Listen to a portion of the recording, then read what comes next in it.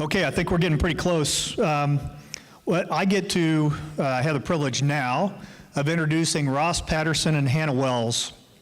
I got to know Ross, it's been a couple of years ago now, and I think it was through LinkedIn, through the U.S. Army Rangers group. He sent me a note and said, hey, I'd like to be part of this group, sent his credentials in, and then I look at it and I'm like, dude, you're close. So we got together, had lunch, started to become friends, found out he's a Rotarian, I'm a Rotarian. So now we're pinging on multiple levels, and this guy has, if some of you think I have a lot going on, my entire life is like Monday, and his life is like the whole week. So he has so many things going on. I don't understand how he does it, because the success that he is achieving is phenomenal. But when you go back to yesterday in Matt's talk that says, karma's not a bitch, it's a mirror, I fully believe in that, and when you look at the things that this man is accomplishing and his team is accomplishing, it's because of the work that they do in the world. They have a focus on making the world a better place. They do it through business, they do it through nonprofit, and it works. So Ross, if you would come up. Ross is an Army veteran, military academy graduate, Ranger Tab, 101st Airborne, worked for some big companies, and now he owns a slew of little ones that are growing. So Carl's memory's not so good. I'm not a military academy graduate. I didn't qualify. You say that every time, man. You. I don't know why. I did it once. Take you for another bike ride. I did it once. It's a fact now. Yeah. It's a fact now. It's a fact now, and it's mine. He's an ROTC graduate. ROTC guy, yeah. I mean, listen, I was the guy who got free lunches all the way through school, and if I was going to go to college, I need some help paying for it. So the Army said they would. Anyway. I like to tell a few stories. You guys can connect with me. All right, keep the house lights up. We're going to do a little interaction. So, sorry, no, we're not. Maybe am I too far from it now? Oh, there we go. So, this is my son Jamie in the red, and one of the things I love about the sport of wrestling, jiu-jitsu, MMA, is that when you lose, you can't blame the pitch-in, you can't blame the defense, you can't blame the special teams who didn't get it done. It's you, right? You got outworked, and usually you get your head rubbed in the mat or a black eye or something because you're not working hard enough. I can tell you this, but you got to stay back by the table. Okay. We can't. All right. Sorry. Very sad now. Anyway, but listen, my life as an entrepreneur, this taught me to be an entrepreneur, right? Because guess what? When my competition starts kicking my ass in the marketplace, I can't complain to corporate. I can't, whine to the government. I'm getting my butt kicked, and I got to make some changes. I got to adapt. I got to be better and faster and stronger than the other guys. And so I got a couple of daughters that are adults now. I coached them for a long time. I'm an empty nest guy now, so I rescue underutilized bicycles from other people's garages. Cycle therapy is one of the best therapies in the world. I've been on a ride with Chad and Carl a couple times. And if you want to go ride with me, the first fix is free, and I have a bike you can borrow. Yes, I do. Yeah. Let's see. This is my bride, 27 years, Shannon, also an Army veteran. And, the golden rule of coaching is this. Gentlemen, go ahead and write this down in your notebooks. Never, ever coach your spouse, okay? It's just easier that way, right? You get coached, but you don't do any coaching in return, right? Remember, the key final words in every argument is, yes, dear, right? Okay. So after I left the Army, I was 101st guy, 3rd ID, a long time ago between the wars. About the hardest thing we did was we went and we beat up some Cuban migrants in Panama one summer when they were trying to riot and get guns. And then we did the worst American thing we could ever do to anyone, and we sent them back to a communist nation. It was a horrible mission. Anyway, I went to work for GE after the Army, and I didn't realize I was an entrepreneur, so GE wasn't the best place for me. But I left the Army because I didn't have it anymore. Right? I was a leader, and I didn't have it in here anymore, and I didn't realize it's because I was bored, and I needed to go do something new and different. And then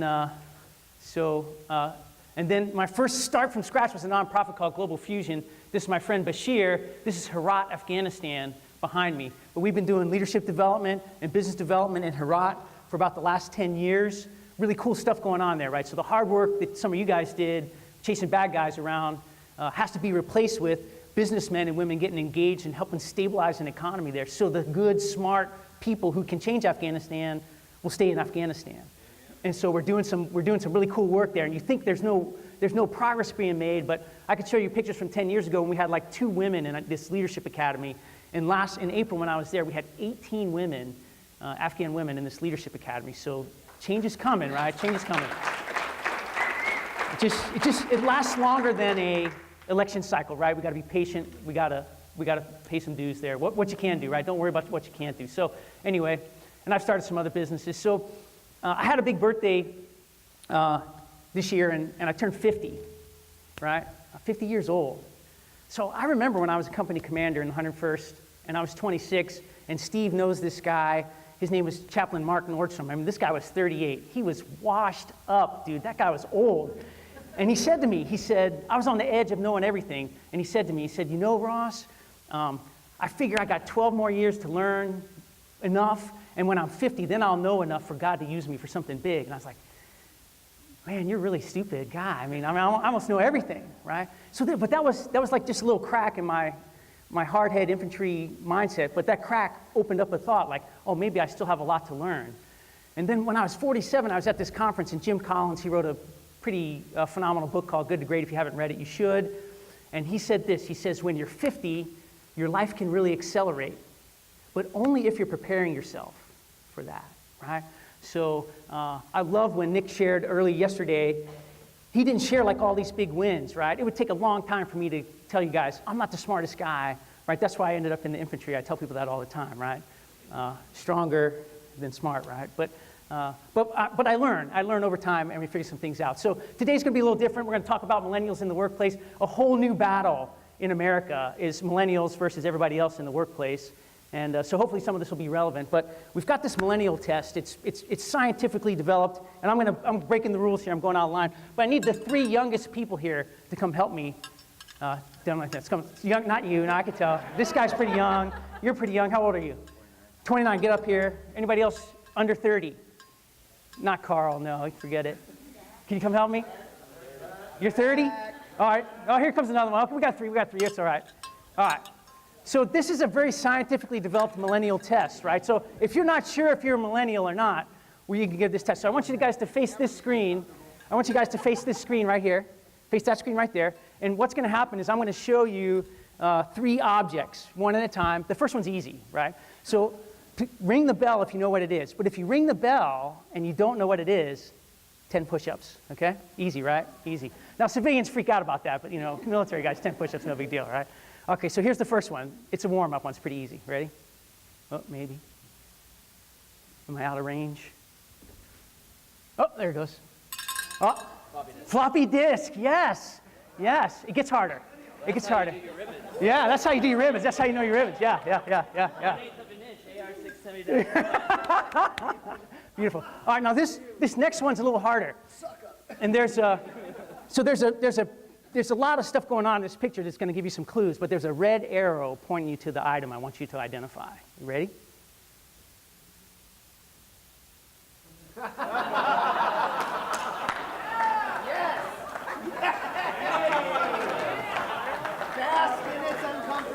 Yeah, millennials. These are millennials, for real, right here. I've dealt with this too, and I can't. Yeah, it's the high beam switch in a car in the 70s, right? That's how you turn the high beams on in the old days. Ah, I had it in my truck. I know, you can't remember. I know, it's a long time ago. Yeah, even for me. Yeah. Okay, one more. Are you ready? Maybe? Oh. That's not good. Oh. Sorry, technical stuff. It needs new batteries. Anybody else know what that is? Yeah. This is like a VCR, first generation, baby. We had to have a substantial TV. Only the rich kids had this. I had to ride my bike a long way to watch VCR. No, it's VCR. That's a first generation VCR. Yeah. Crazy stuff. All right, you guys probably are millennials, so let's give them a hand, but also let's give them a trophy. Good job, millennials. Now listen. If you turn those trophies into Hannah at the end of the day, you get a Starbucks gift card. So everybody likes a Starbucks gift card. All right, so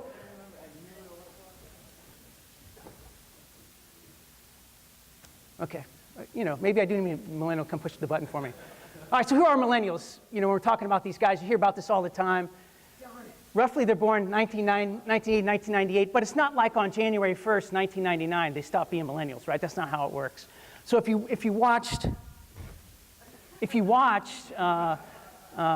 read 25 articles, they'd say this a little differently, but this is who the millennials are. And see, the box and the clicker don't work together. We're going to need some help up here. Hey, they're the most educated group in America ever. 63% have a BA or a BS, and they just have this heavy student loan debt out there in the workplace, right? So they're coming in with a lot of baggage. Also, they're the most diverse generation of Americans ever. And so if you've been engaged in the global economy at all, you know this is a positive, right? The world is getting flatter and flatter, and the more diverse we can be in America, the more competitive we're going to be globally.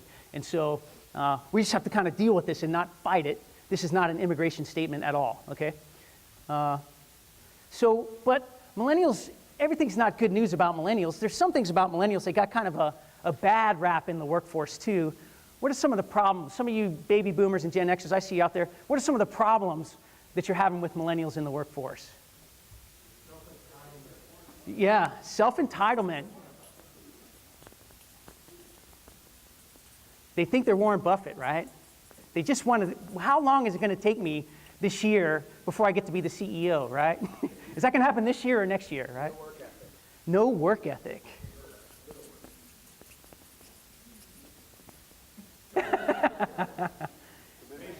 Commitment. Patience. I heard that one. What else? Time limit? Timeliness isn't being on time. Like there is a clock. Yes. Yeah. It's not digital, yeah. Respect for authority.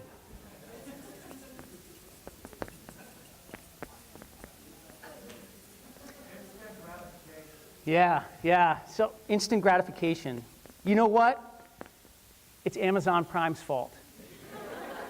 We're all instant gratification now. You order something online and you're like, what the hell, I gotta wait till tomorrow? God, so unreasonable, right? Yeah, okay. Well, I brought my own millennial. Well, I raised 3 millennials. So how many of you guys are millennials by this thing, right? Okay, that's quite a few. How many of you guys raised some millennials? Yeah, hey, we're part of the problem too. So Hannah Wells is our executive director at XM Performance, and so she's gonna come out and defend the millennial position here, so. Oh man, you guys have so many nice things to say about my generation. Ooh, entitled, my goodness. So I wore this to protect me from all of these negative comments that you guys have. But in reality, right, millennials, we're much tougher than that, right? We can take it. So I'm gonna take this off, and I'm gonna talk to you guys a little bit about the facts in millennials, kind of dive in between what's fact and what's fiction, because there's a lot in the media, right, about millennials, and maybe not all of it's true. So I would like to talk to you guys about the facts. Now, one of the things that I noticed didn't make it on this list, but I hear a lot, is that millennials are narcissistic. Do you guys hear that a lot? In 2013, Time magazine labeled the millennial generation as the me generation due to their high levels of narcissism. But the reality is, millennials actually care a lot more about making a difference than they do about recognition. I'm going to try to get this thing to work for me. Are we going to get it? Is it going to go? It's not me. It's not you. That's good. I might have to walk forward just a little bit here. There we go. Yes, making a difference is much more important to them than recognition. So millennials really want a job that they're making a difference. They actually don't really care as much about becoming CEO of that business. There we go. And 81% of millennials give in some form or fashion. So that's money, time, or perhaps goods. Now, not to age myself in front of all of you here, but I graduated high school in 2008. Do y'all remember what else happened then? Yes. So combine that with all this heavy student loan debt. A lot of us millennials haven't necessarily had a lot of money to give. I ended up being laid off from my very first job. So money isn't necessarily something that we've always had, but we do care and we will give in other ways. All right, and 61% of millennials feel a burden to make a global impact. So we're so much more connected now than we ever have been before. I can talk to someone in Japan, in Afghanistan, or even California like that. And I really think that that has catered to this bigger mindset about what's happening worldwide. Now, some of y'all might be looking at all of these facts and you're telling yourself, Hannah, that's great, but I've never met a millennial who's met any of those expectations. If that's true, I want to introduce you to one. And I'll wait for her picture to come up. So, this is Kristen and Paul. We do not care about Paul. We're just going to talk about Kristen. So Kristen has her bachelor's degree in psychology with a focus in crisis counseling. What does she want to be when she grows up? She wants to be a crisis counselor to victims of human trafficking. For her, she feels this burden to make a global difference, right? She's already given time and resources. And for her, it's not about the recognition for this work. It's 100% about making a difference. Now, I don't have time to talk about all my cool friends, so I want to go ahead and get on to some of the next points here and talk a little bit more about this list. The number one thing I hear about millennials, especially in the workplace, is that they're lazy and entitled. I hear that all the time. That's like the number one thing that I hear. But in reality, millennials actually care much more about purpose and meaning than they do about money. So millennials will actually take a job that pays them less if they feel like they really have purpose and meaning in that job that they're working at.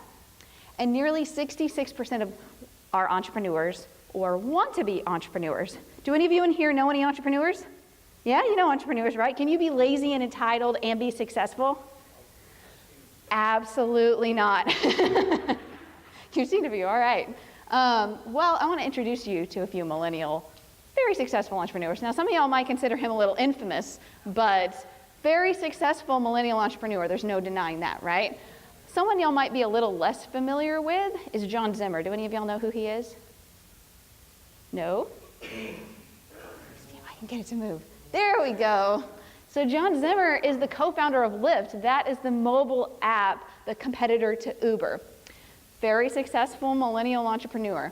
And there's someone else that y'all are probably even less familiar with, whose picture I hope will show up here in just a second. There we go. So this is Cassie Ho. Cassie Ho is the #1 fitness instructor on YouTube.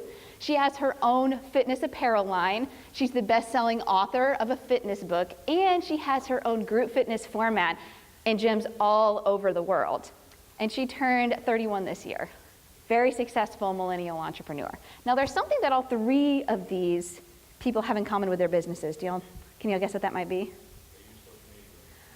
Yeah, that's very close. Technology, right? Exactly. They use technology for their business. So the truth is, millennials, we love our tech, right? We're addicted to our phones. We love technology.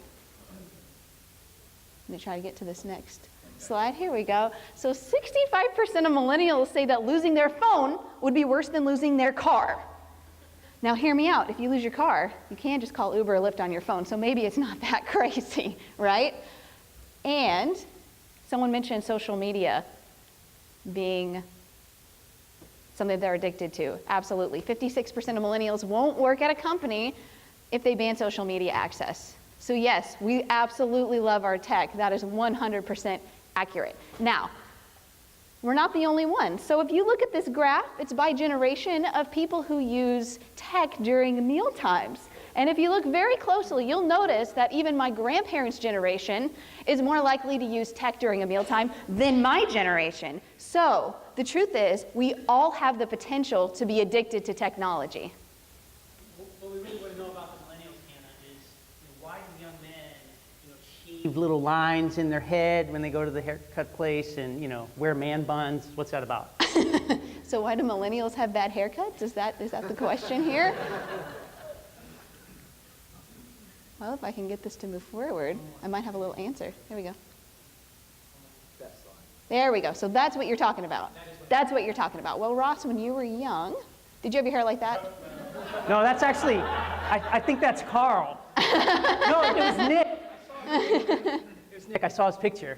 Yeah, well, maybe we were. But then there's a couple guys that are even a little older than me, and theirs looks more like this. Hit it, boys. Yeah. So I mean, one of the worst things we could do for the millennials is we hold them accountable for doing the same silly stuff we did when we were young men and women, you know? And we have to be really careful about that, because if you look at the stats, my generation, Gen X, and the millennials, there's only like a 0.1% difference between how many jobs we had in the first 10 years of our career, right? And we say that they're job hoppers and things like that. And why that bothers us now is because we're the managers of the job hoppers, and we get behind, right? But a lot of times things aren't happening. And so why is all this important? So that's the millennials, we're talking about that, but let's talk about why this is important for organizations. And one is this: hey, there are good and bad employees in every generation, right? And, we're going too fast. Are we on different ones? No. Skip ones. All right. Oh, you're gonna do it? Okay, we got Hannah I'm gonna put this down. We don't even need that anymore, it'll just confuse me. There are good and bad employees in every generation. When we get engaged with small and medium business clients, it's not like the millennials are the problem everywhere, right? A lot of times where we get started with them, it's employee engagement issues and underperforming employees, and that's our starting point as we get in there with them and my company, Excellent Performance. So the second thing is this: great leadership makes all employees better. You guys have all been there, right? I remember when I was a commander in the 101st, and there was a battalion change of command. We were working for a guy named David Rodriguez, who went on to become a 3-star general, and that was the best experience I ever had in the military, working for that guy. They changed command, and I probably got the worst 04 I ever worked for in my life, 05 I ever worked for in my life, came in there. Same 700 guys, totally different engagement, right? And so great leadership makes all employees better. And here's what we've seen out there in the workplace, and that's this. All this hype and hysteria about the millennials, it's really just a farce. And if you buy into it, you're going to be missing out, because there's some great millennials out there, including a few that work for us. So it all comes down to this. When you start thinking about organizations, and when you start thinking about a career after the military and what you really want, here's some of our research, some of our experience over the last 10 years working in the small and medium business space. But what we find is these are pretty universal. What do people really want? Why are we going to work? The first is this: they want roles, responsibilities, and what's expected. I can't tell you how many times I talk to a small business owner. They're like, I can't get my team to do what I want them to do. I go, okay, well, how do they know what you want them to do? What do we have in the military? SOPs, right? We had a -10 manual. I mean, we had a checklist, right? If everything else failed, go back to the checklist. And small businesses don't have this stuff. And they just going crazy out there. And the owner says, well, Ross, it's just easier if I do it myself, right? Because nobody knows what you want. Number two, they want a fulfilling work experience. This is one of the things people miss coming out of the military and getting into the workforce. They can't tie to that higher calling. And we got to do this for them. We got to give them that fulfilling work experience. Use their talents, grow potential, value and worth, contribute in meaningful ways. And a lot of that just has to come down to what kind of leader is challenging, because you can be busting rocks in the quarry, or you can be building the cathedral for your hometown, right? Same work a lot of times. You just got to put it in context. What do employees want? Coach challenged, motivated, and held accountable. I'm so thankful for my first commander, a guy named Bo Baranowski, because he shook Lieutenant Patterson hard when he needed it and said, it's not about you anymore, Patterson. When are you going to get that out of your head? Carl shared that. Leaders eat last, right? Same story. We all need those guys in our lives. And sometimes you need to be those guys for the millennials in your workforce. This whole timeliness thing, I'm going to run out of stories. I got a lot of great stories to tell. We'll have to catch up another time. But where we really struggle with this a lot of times, small business, is this whole accountability thing. It's not that hard, especially if you do number one well and we have roles and responsibilities lined out. It's a lot easier to hold people accountable. What employees want: tools, training, and authority to get things done. Zig Ziglar said this, 2 sayings from Zig Ziglar, right? You can have everything you want as long as you help other people get what they want, right? So make a good use of this list. He also said this, business owners, he says, you can train your people and worry about them leaving, or you can not train them and worry about them staying. Which do you want? Which is better? Train them. I just say train them. Train everybody. And unlock their potential, right? That's my personal passion. How can we unlock that potential in people? Number 5, they want to have a say in the direction and goals of where you're going. Now listen, a lot of young people think they want to be the CEO. Then put them in a small room and say, okay, you need to terminate this employee. They're not performing well. Like, I don't want to do that. I don't want to do the hard stuff. I just want the title and the compensation, right? But it doesn't work like that. But everybody wants to have a say in direction the goals, and they want to see their say in their direction coming into the plan. And guess what, business owners and entrepreneurs? You don't have all the good ideas, and you don't see everything. And if you're not listening to your soldiers and sailors and Marines, your frontline guys, you're going to miss out on some opportunities. And then lastly, managers and leaders who have exceptional character, emotionally connected, and competent. And so, but if you look at what Hannah talked about for millennials and what we know, the psychology of people, what they want to get that big work experience, then you'll find out that, hey, these things are really the same. Now, let me just very briefly show you some of the psychology behind our position. This is really important. So, this is a book by a guy named Mihai Csikszentmihalyi. It's called Finding Flow. Remember I started telling you that I started reading? I've learned more between 40 and 50 than I learned between 20 and 40, and my potential's going up, right? Keep reading books. This is a really important one. So you see on this chart on the bottom, it's like the skills are high or low, and the challenges are high or low. And we get into our best performance when the challenges are high and the skills are high. You get into this flow zone, right? It wasn't the 15-second pin that I was most proud of in my wrestling career. It was the double overtime match. You won because you worked a little harder than that guy for 3 months, and you outlasted him and scored the last point, right? That's the flow zone. Now listen, we hear this about millennials all the time. Oh, they're impatient, they don't respect authority, instant gratification, they're apathetic, bored, and relaxed, they're on their phones. What's missing when people are operating here?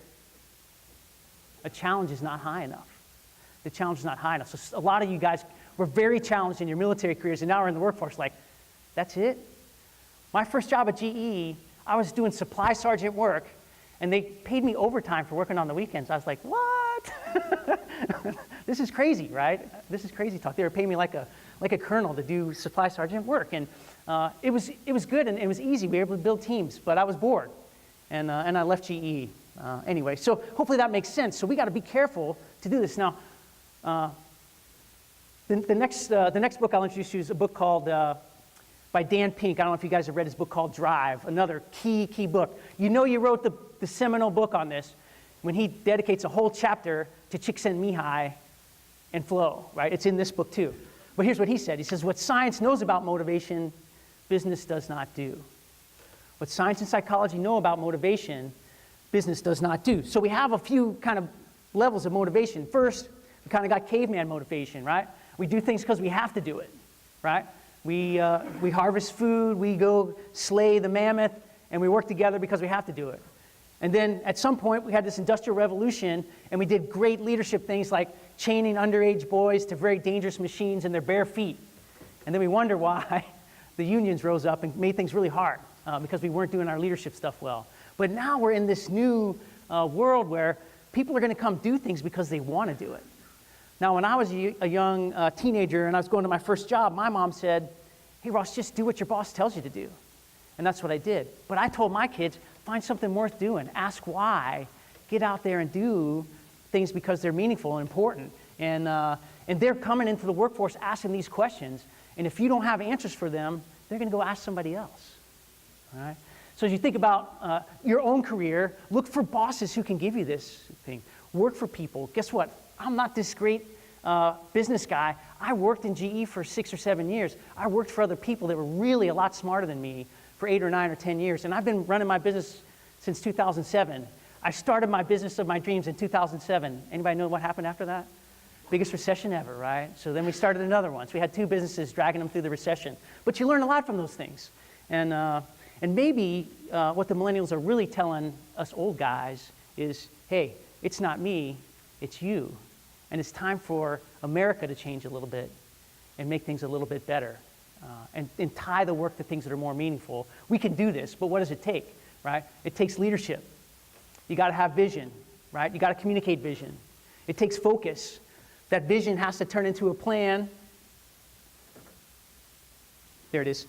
That vision has to turn into a plan. That plan has to turn into job descriptions. That has to turn into some effective delegation and communication about what needs to happen, and then your business can start performing. And offense matters. In the North Texas marketplace right now, you know what the #1 missing commodity is? The next great employee, right? We are fully employed, right? And so guess where you got to go to get your next great employee? I'm coming to get your best employee. And if you're not doing these things for them, I'm going to get them, right? And be out there looking. It's a great time also if you're a veteran and you're not in a job you like and you're not doing stuff you like. The market's out there, and you could do a lot of cool things. So I'm not going to go to the last one, Hannah. Anyway, so what would I tell you? If you're a millennial, here's what I'd tell you. Building a meaningful career takes time, right? Have you spent 5 or 10 years learning something really useful in the marketplace? Go figure that out. Because here's what's happening right now that's your advantage. Things are changing so fast that old guys like me who haven't learned anything new are going to get left behind. And you can be ahead of that curve, learning the next thing. Spend 5 years mastering something, and then you're going to be a very valuable player in any market. Number 2 is this. That also applies to your relationships, right? If you will not invest in your personal relationships, you don't get to have a 26-year marriage, right? If you don't take the time for that. When do you know you did a good job raising your kids? Mine are 24, 23, and 20. I'm still not sure, right? But I made a lot of investments. This is kind of that prodigal son phase. I'm hoping, on the other side of this, they're going to come out of it pretty strong, right? My oldest is, so we're pretty happy with that. And so just remember, if you're not going to make those investments. And then if you're a Gen X or a baby boomer and you're frustrated with millennials, here's some things I tell you to do.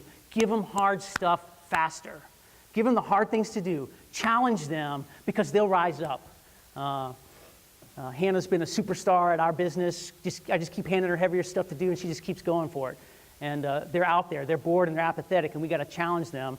And next thing I tell you to do is just really help them create that next breakthrough, right? Who helped you, right? I could list a dozen men and women who helped shape me in my career. Be that kind of leader for them. Be that kind of mentor for them, and pour into them. And the last thing I just want to tell you guys is this, right? We've heard it over and over again, but the analogy I use is this. No one can diet and exercise for you. No one can diet and exercise for you. I speak at veterans conferences all the time. I'm glad to help veteran entrepreneurs. There's all my contact information. Come see me at my office. Come go for a bike ride with me. I will do it. After I spoke one time, this young, entitled veteran was whining in the back of the room. Well, I come to these things all the time, and everybody offers that, but nobody helps me. And I'm like, here's my address. Call me. Come to my office. Guess what? Never heard from him. Never heard from him, right? So don't be that guy. But several of them have taken me up on that. Some of my best clients are veterans. They're a little grittier. Even if they're not smart like me, they'll keep after it, right? They'll do the hard stuff. You don't have to teach them that. Anyway, but it's been my honor to speak to you guys today. So I'll be hanging out. If you got questions about small business, entrepreneur ventures, I'd love to help with that kind of stuff. If you want to hear some stories about what we're doing in Afghanistan, that's a whole nother talk. But thank you guys for letting me share.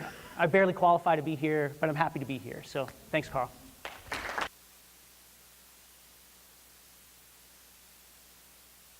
I want to say one more thing, Oh, they turned me off already. God, just like that. I want to say one more thing. So who is it? Who's the last guy? Toby? He was up here and he said nonprofits that get it wrong big, right? And they spend a lot of money and it becomes all about them. But Gallant Few's not like that. And that's why, hey, anytime Carl says, hey, Ross, will you come help? I say, sure, what can I do, And so I'm proud to know these guys at Gallant Few, the volunteers, a couple of people hanging out in the back that are doing a lot of the work that makes this run smoothly. Make sure you shake their hands and tell them thanks. Thank you. Thank you. Yeah. Do a bike ride soon. Yeah.